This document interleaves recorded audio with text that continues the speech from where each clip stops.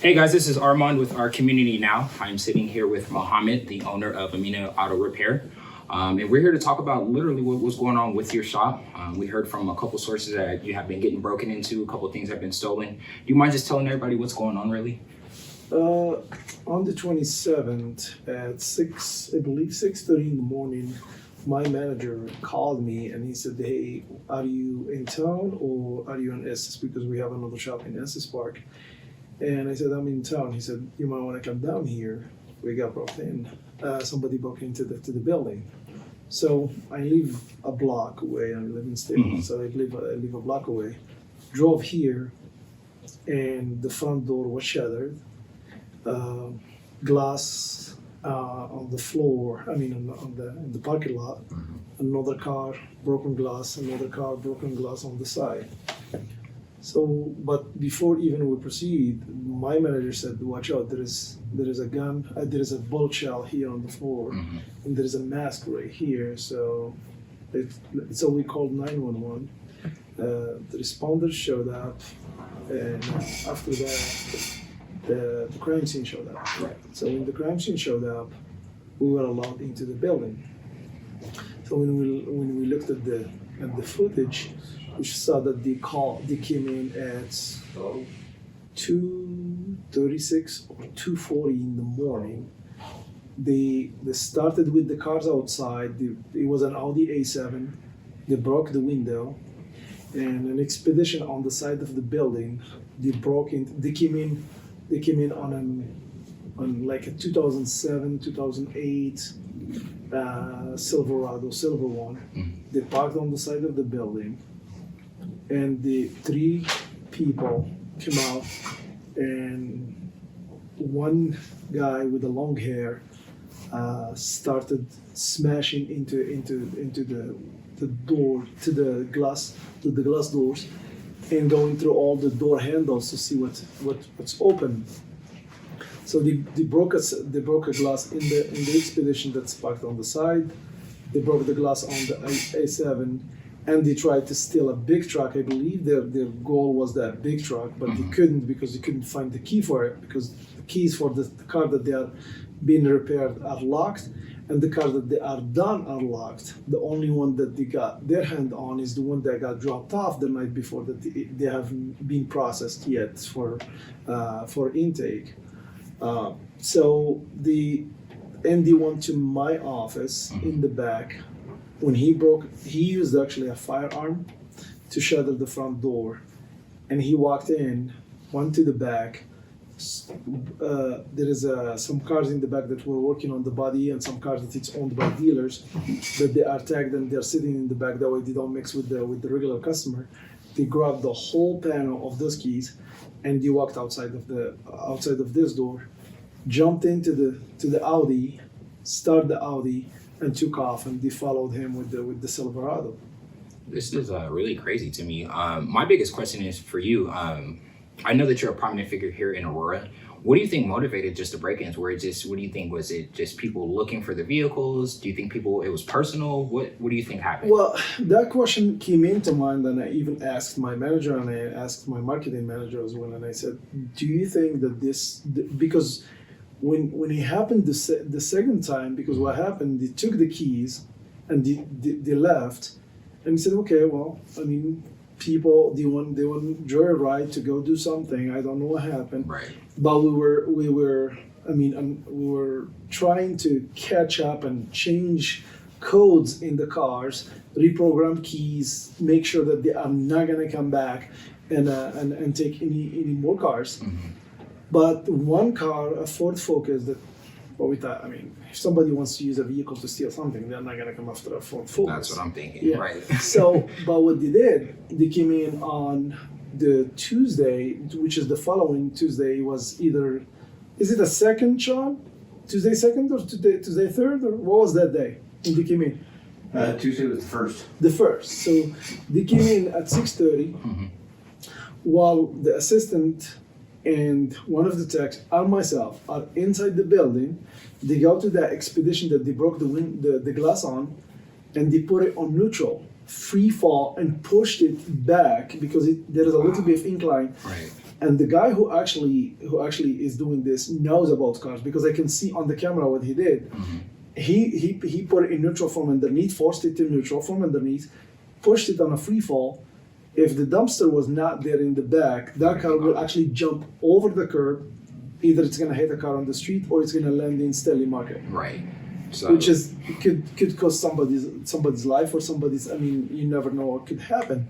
To gain access to the Ford, because they used the clicker and they got into it and took off with it.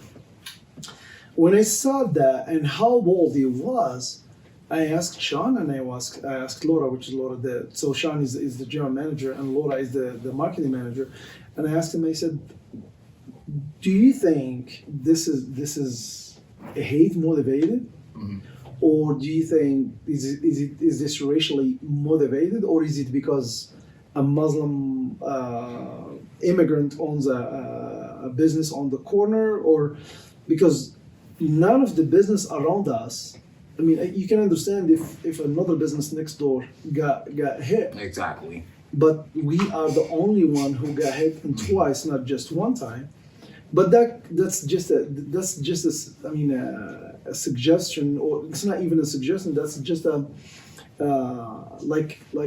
thinking outside of the box, especially knowing that a Muslim family here in the Grand Valley Ranch, the whole family was burned alive at night while they're sleeping by 3 teenagers. And when you look at on the camera and you see that the people who committed the crimes are white ethnicity, so it's kind of like it triggers the question in your mind. I strongly, I discarded that because I have nothing to really base it on except that somebody wants to come in and steal cars, pretty much, and the cars, because they didn't mess with anything of value. They could just took the Bose speakerphone right there, that's sitting right there. They didn't mess with that one, and that one doesn't have no code, nothing. Apple computers, because we use Apple computers. iPads, even the manager had his iPad here. So there was a lot of valuable stuff right here, but they didn't touch anything beside the keys, the license plates for the TPR, which is the plates that we use to test cars that either has expired tags or doesn't have any plates for dealers. So the question that came into mind, that at 6:30 in the afternoon, you have somebody coming boldly that way, and we can see them in the camera. They came in at, I believe, 5:47 or 5:57. That's still regular time. Circulating the area first, and they go and park across the street and wait until 6:36. And after that, they come out of the parking, they circulate again, and they go and park on the side. And 2 comes out, and 1 goes and work underneath the car while somebody is standing right there. And that's when they push that car back and jump into the Ford Focus, and they took off. The whole thing took like 6 minutes. Like I said, the question that came into to mind. Do I really want to put my team into their life in jeopardy? Do I really want to stay open for somebody? Because if they're bold to come at 2:30 in the morning and come again at 6:30, so even my manager, I said, we just need to know their schedule. That way we don't have to be here when they're coming here. But it's just all the actions, the way it happened, it's a little bit too bold. It's stressful too, and that was going to lead to my next question is, with all of this going on, I'm sure you have plenty of concerned customers that you've had to reach out to and, explain the situation of what's going on. What steps are you guys taking right now to ensure not only does this not happen again, but to make sure that your customers are protected? Well, we got hold of pretty much the local, and I got hold of the police commander and the power officer, and they came in here. I mean, they're having more police presence here, but it's kind of like you're looking for a needle in a haystack. I mean, where do you start? Where do you begin? But with customers, the moment we walked in, the first thing we did, we picked up the phone and we called customers that their vehicle got damaged, and we reached out to our insurance and we try to take the customer as much as we can. It's something, unfortunately, that it's the worst thing you want to do, calling a customer at 6:30 or 7 o'clock in the morning, telling him, hey, your car got broke into or your car is gone. It's stolen. Not a pleasant call that my manager wants to do, to make, but it is what it is. And I hope the good side of it is that nobody got hurt, but there is no guarantee that somebody will not be hurt down the road if this continue to happen. Right. And that's why even Mark Shaker, which is the guy who started the Stanley Market back in 2015, him and I were talking, and we said, a police station in this corner should be amassed because of what's coming into the neighborhood, and just the reputation. North Aurora is the most high crime. Absolutely. Area in the whole city of Aurora. I know. I'm from here, so I'm very familiar with the area. So I'm kind of aware of what's going on and just kind of what you have to deal with just being in this area. So I get that part. Expanding a little more on that, what is being done for those customers? Are you going to have to come out of pocket for those things? Is insurance going to cover it? What's the plan? We're still trying to figure out, and I shared that with my manager because I reached out to the owner of the A7, and she said, well, your insurance said that it's not going to cover my car. I said, what do you mean? The car was stolen in my property. Right. And we have a garage keeper. And she said, they said that they are not covered. I said, well, here's the claim number. Here is the adjuster. Call them and please keep me on the loop. I was actually, that's the note right there. I'm getting ready to call because I got to report the Ford that got stolen again. And I hope I don't just have a phony, insurance that absolutely you're paying the price, but when things happen, there is no coverage because there is, I don't know, a clause in the policy that I didn't know about, because they said the damage that happened to the vehicle happened to it while it's been stolen, and this is how she explained to me, and for that reason, her insurance has to cover it. Right. Well, like the car that got stolen, it's a dealer, and the dealer never have full coverage on their cars. So I don't know how they're gonna play. I might have to come out of pocket on them. Right, and it puts you in a very difficult spot, especially when we talk about customers, and then you're still trying to maintain a business at that. So with that, what can we do as a community? Not only are we gonna try to do this interview to get the word out, but what is the community, other businesses around doing to make sure not only do their businesses not get broken into, but we're making sure that they keep an eye on your business too. Do you guys have cameras outside? Is there surveillance? We have state of art cameras. We have and it's monitored, but it's just, they come in and you can't. And one thing that was funny, that when the break-in happened the second time, when they came in and they took a car and they didn't even need to come in here, and I called the officers, and one of the officers that came in here, I asked the same question. I said, what do we need to do? What's the solution? How can we avoid this, or how can we fix this? And his answer was, hire a security company, which is, with COVID-19, with the way the downturn on, this is not a time that we're just pretty much trying to stay afloat and keep the business moving.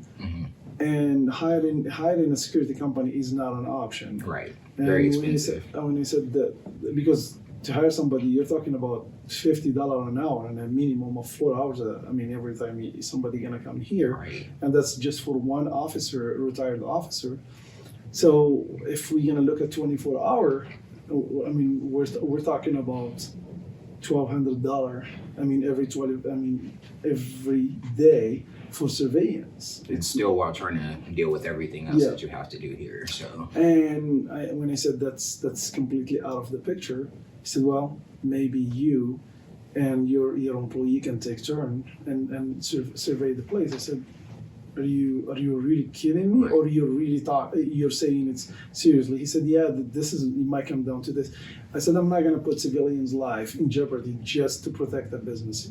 And That night, when I was emailing with the several people, which is one of the police commander was a part of them, I stressed out that I said he might come down to shut it down until they figure out what they're gonna do, or maybe this is the end of it for my business in this corner. Right. Which is a shame that because we've been a cornerstone for the change of the fabric of this area.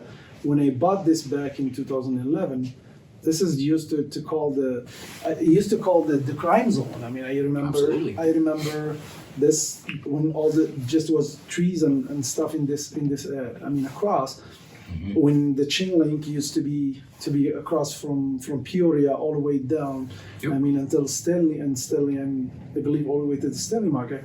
I used to call it the Berlin Wall. That's what because it was divided into communities, and I lobbied with the other people to see what can happen with this site.